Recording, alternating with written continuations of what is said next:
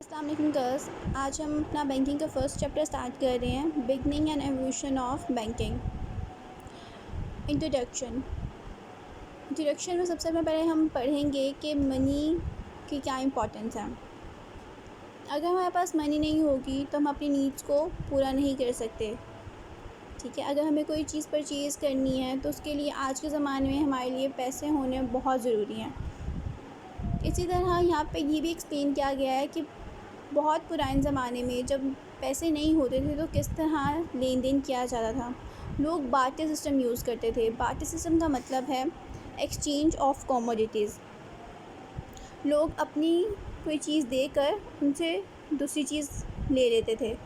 इसको barter system कहते हैं। आई होप आपने लास्ट क्लास में पढ़ा था, आपको याद होगा। इसी तरह जैसे जैसे ह्यूमन कल्चर में एवोल्यूशन होती गई तो बहुत से मर्चेंट्स, गोल्डस्मिथ्स और मनी लेंडर्स आए। उन्होंने लोगों को लोन देना स्टार्ट किया और इसी तरह कॉइन्स और करेंसी भी इंट्रोड्यूस हुई। नेक्स्ट हम देखेंगे वर्ड बैंक ड्राइव कहाँ से हुआ।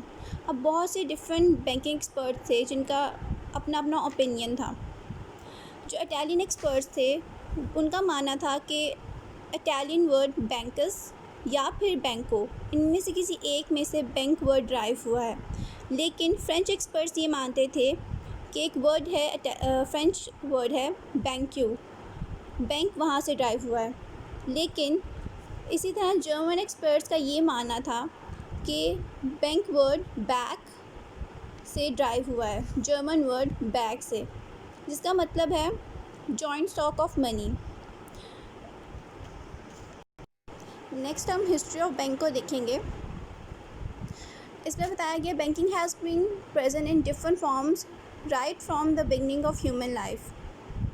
तो शुरू से ही डिफरेंट फॉर्म्स में बैंकिंग हमारी ज़िंदगी में कहीं ना कहीं यूज़ हो रही है। About 3000 years ago there was a nation called Sumerians who started giving loans to the people। अब ये वो लोग हैं जिन्होंने लोन देना स्टार्ट किया।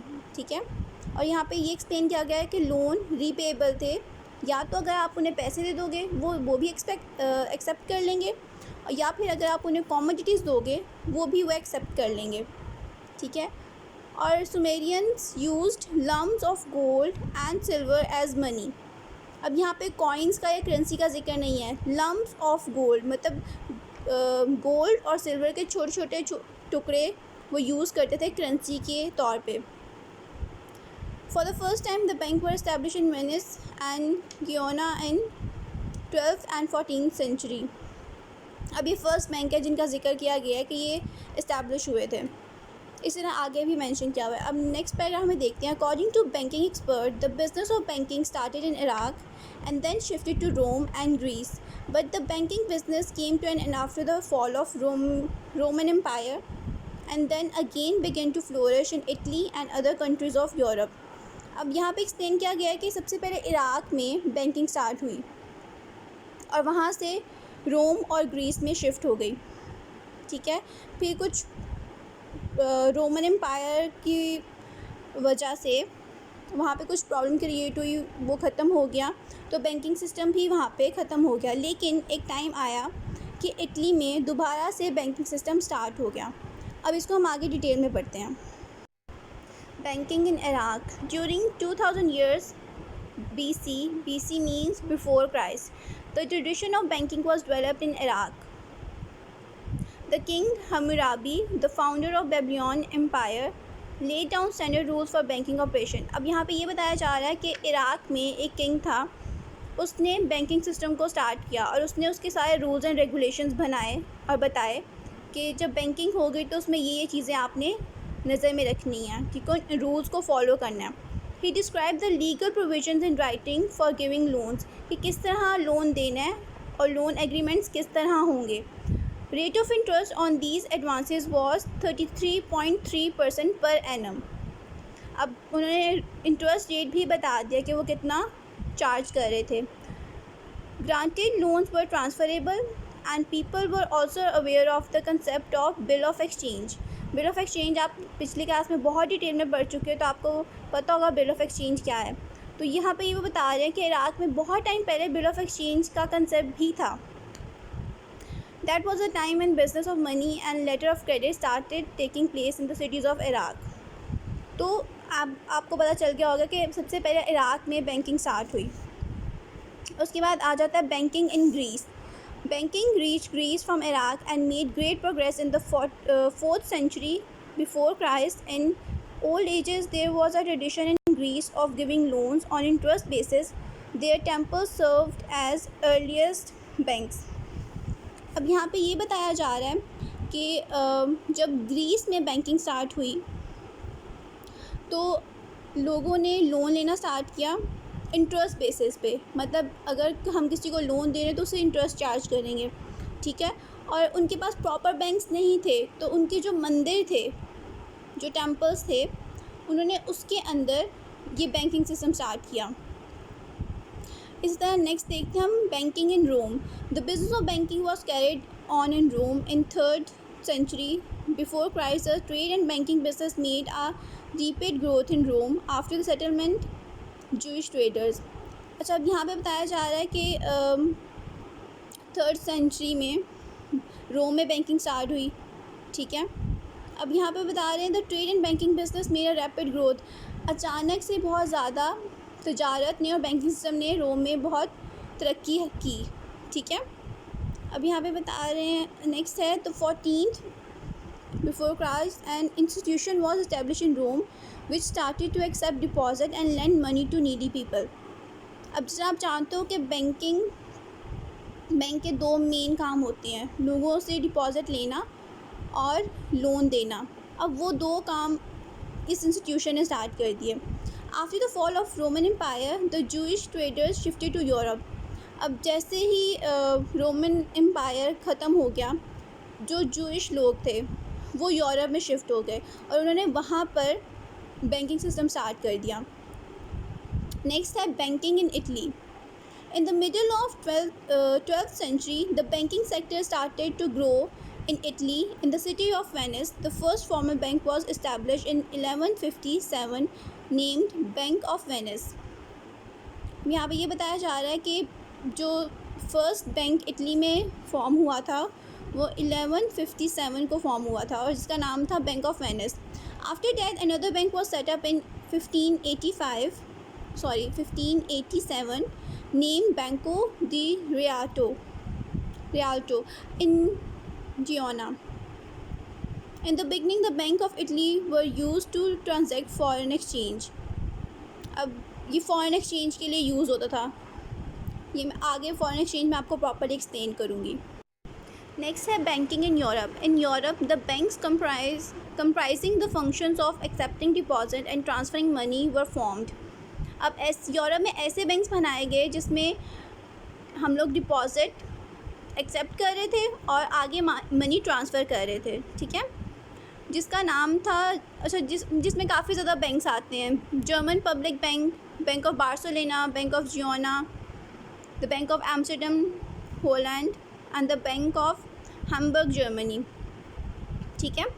नेक्स्ट है बैंकिंग इन सब continent.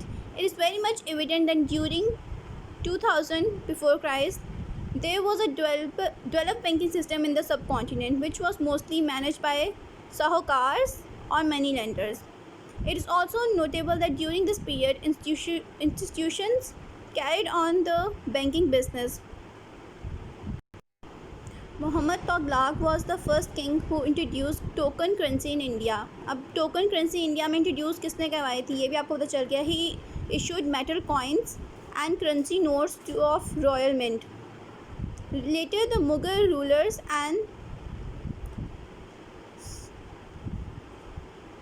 Sir Shah Suri further streamlined the system.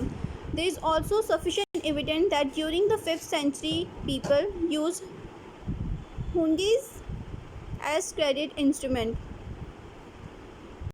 अब इसमें आगे सारे बैंक्स के नाम हैं, ठीक है, जो आप एक दफ़ा खुद रीड कर लेना, ठीक है. सब कॉन्टिनेंट में जितने भी बैंक्स बने, ठीक है, मुग़ल एम्पायर के अंडर उसके बाद जितने ज़्यादा जो बने हैं सारे यहाँ पे मेंशन है. नेक्स्ट है banking in Pakistan. Eight the time of partition banking sector of Pakistan was in miserable condition but with passage of time it grew very rapidly.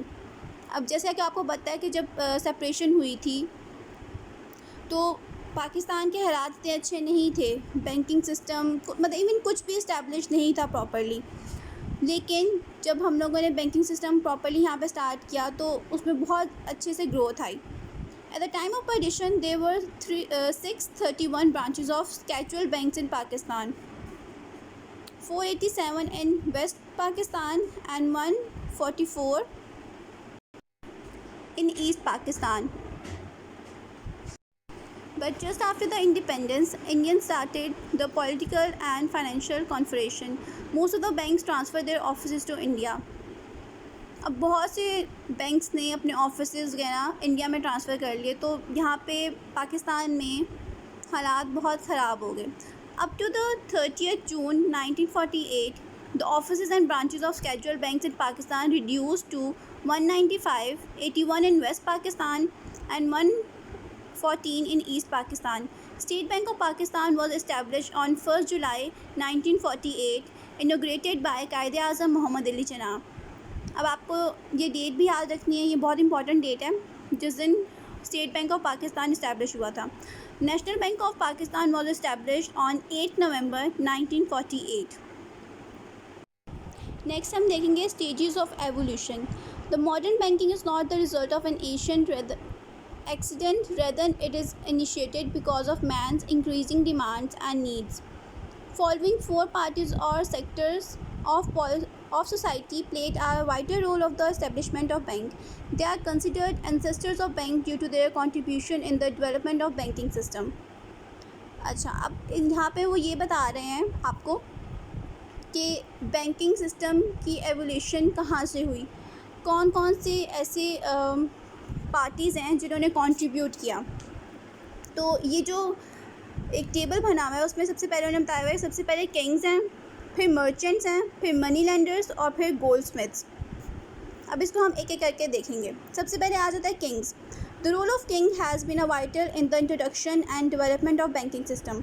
The kings framed rules and made laws of lending और borrowing money for the purpose of business transaction.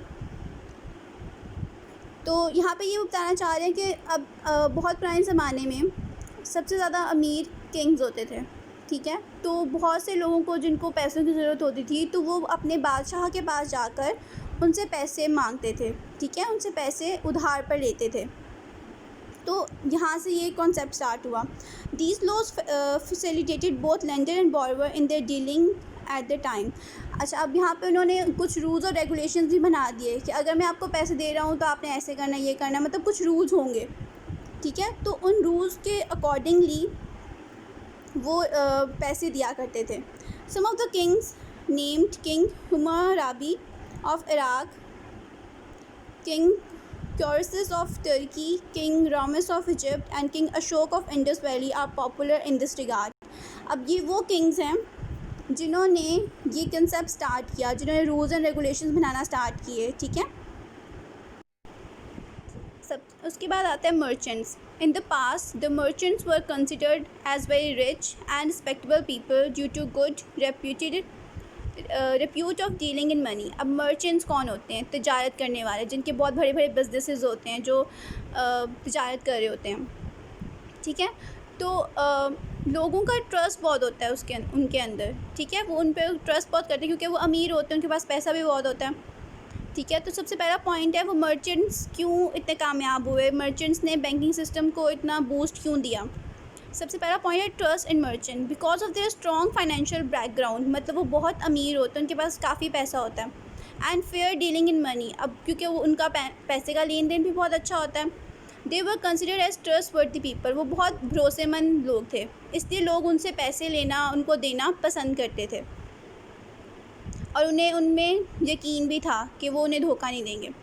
Next है transfer of merchants.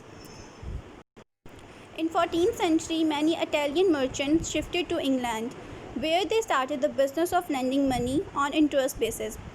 अब यहाँ पे ये बताया जा रहा है कि बहुत से इटालियन मर्चेंट्स ऐसे थे जो इंग्लैंड शिफ्ट हो गए, ठीक है, और वहाँ पे उन्होंने अपना ये वाला बिज़नेस स्टार्ट कर दिया, लोगों को पैसे उधार पे देने वाला, ठीक है, और वो भी इंटरेस्ट बेसिस पे, क्योंकि उनकी फाइनेंशियल पोजीशन अच्छी थी, उनके पास काफ़ी पैसे थे। तो इवन इंग्लैंड का जो किंग था वो भी उन पे ट्रस्ट करता था और वो भी उनसे पैसे उधार पे लिया करता था। ठीक है, दूसरा रीज़न ये हो गया। अब थर्ड है beginning of credit instrument.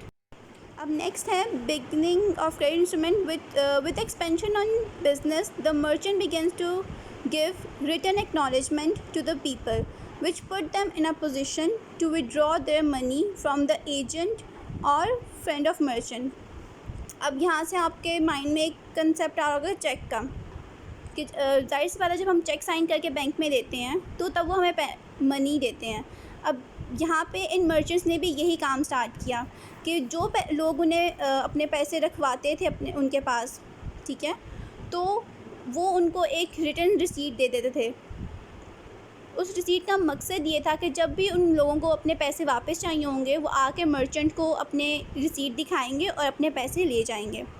Later these return acknowledgements were considered as credit instrument. A bank draft and a bill of exchange are the examples of such instruments. Next है money lenders or Seth. Money lenders were rich people who started to lend their surplus money to needy people on interest basis. अब money lenders वो लोग थे जो बहुत अमीर थे, ठीक है, और उन्होंने कोई बिज़नेस स्टार्ट करना था तो उन्होंने ये बिज़नेस स्टार्ट किया कि वो लोगों को पैसे उधार पे देने लग गए इंटरेस्ट बेसिस पे, ठीक है। और यहाँ पे नेक्स्ट उन्होंने बताया हुआ है money lenders were use to call as seth during the reign of Mughals. Mughal के ज़माने में जब मुग़ल एम्पायर था तो ऐसे लोग जो मनी उधार पे देते थे, ठीक है, उन्हें सेठ कहा जाता था। First point है expansion of business. In the beginning they provided facility from their own resources, but with the expansion in business they started to borrow money for lending purpose. अब इसमें ये एक्सप्लेन किया जा रहा है कि पहले तो वो अपने पैसे लोगों को उधार दिया करते थे और उस पर इंटरेस्ट चार्ज करते थे, पर जैसे जैसे उन्होंने अपना बिज़नेस बढ़ाने की कोशिश की तो उन्होंने ऐसे लोगों से पैसे इकट्ठा करना स्टार्ट कर दिए, ऐसे लोगों से लोन लेना स्टार्ट कर दिया जिनके पास बहुत एक्स्ट्रा पैसे थे, और वो उनसे पैसे लेते थे और उन लोगों को पैसे उधार पे देते थे जिनको लोन की ज़रूरत होती थी, और वो इंटरेस्ट भी चार्ज करते थे। The difference of low and high rate of interest was their profit. अच्छा, अब वो जिन लोगों से उधार लेते थे उनको कम इंटरेस्ट पे करते थे और जिनको उधार देते थे उनसे ज़्यादा लेते थे। इनका जो डिफरेंस था हाई रेट ऑफ इंटरेस्ट और लो रेट ऑफ इंटरेस्ट, इनका जो डिफरेंस था वो उनका प्रॉफिट था।